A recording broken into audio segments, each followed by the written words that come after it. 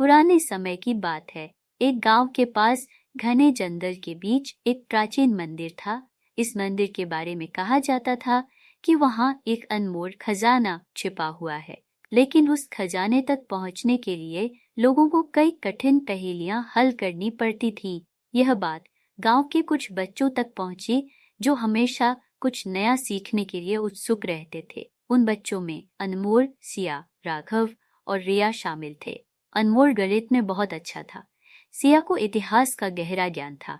राघव विज्ञान में माहिर था और रिया को कला और पहेलियों में बहुत दिलचस्पी थी। एक दिन उन्होंने तय किया कि वे मिलकर मंदिर की पहेलियों को हल करेंगे और खजाने तक पहुंचेंगे। चारों बच्चे एक दिन जंगल की ओर निकल पड़े। कुछ दूर चलने के बाद वे मंदिर के सामने पहुंचे। मंदिर के द्वार पर एक पत्थर की पट्टी लगी थी जिस पर पहली पहेली लिखी हुई थी।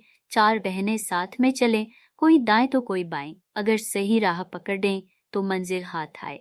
अनमोल ने इस पहेली को जल्दी ही समझ लिया और कहा, यह 4 दिशाओं पूर्व, पश्चिम, उत्तर, दक्षिण के बारे में है। हमें मंदिर की चारों ओर घूमकर सही दिशा ढूंढनी होगी। उन्होंने दिशाओं को पहचाना और उत्तर की ओर बढ़े, जहां एक और द्वार खुल गया। दूसरे द्वार पर एक और पहेली उनका इंतजार कर रही थी।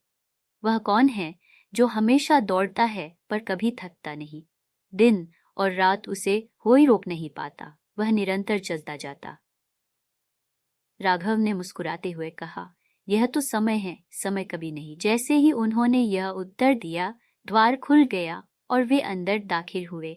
अब वे तीसरे कक्ष में पहुंच चुके थे, जहां दीवार पर चित्र लगे थे। उन चित्रों में से कुछ पुराने राजाओं और रानियों के थे।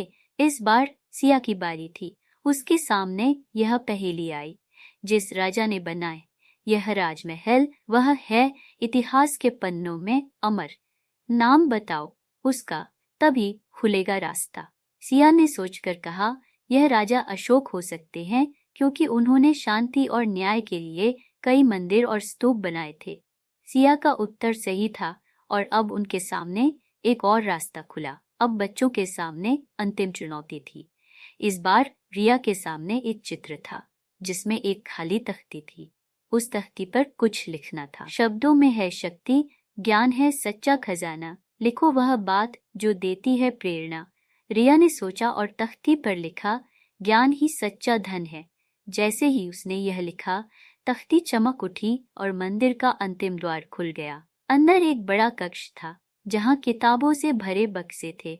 यह खजाना कोई सोने चांदी का नहीं बल्कि ज्ञान का खजाना था। बच्चों ने समझ लिया कि असली खजाना इन किताबों में छिपा है, जिनमें अनमोल ज्ञान है। उन्होंने उन किताबों को अपने गांव में ले जाकर सभी के साथ साझा किया। इस यात्रा ने उन्हें सिखाया कि जीवन में पहेलियां और चुनौतियां आती हैं, लेकिन अगर हम मिलकर काम करें, अपने ज्ञान का सही उपयोग करें, तो हम किसी भी चुनौती को पार कर सकते हैं। और सबसे बड़ा खजाना ज्ञान ही है, जो जीवन को सच्ची दिशा देता है।